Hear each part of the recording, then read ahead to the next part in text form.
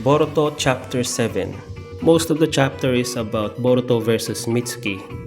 Of course, panalo naman si Boruto sa labanan nilang dalawa. Alam din kasi ni Boruto na may konting agam-agam si Mitsuki na hindi si Kawaki ang kanyang son. Kasama yun dun sa usapan nila habang naglalabanan sila. One of those na sinabi ni Boruto kay Mitsuki is buhay si Naruto. At syempre, narinig din yun ni Shikamaru at saka ni Ino. Kaya pagkatapos umalis ni Mitsuki, nag-usap si Shikamaru at saka si Boruto tungkol dun sa sitwasyon ni Naruto. And finally, yung last scene sa chapter na to is doon sa mga duplicates. And they said they want to visit Uzumaki Naruto. Does this mean the duplicates have access to the dimension kung saan sinil ni Kawaki si Naruto? I guess we'll have to wait and see.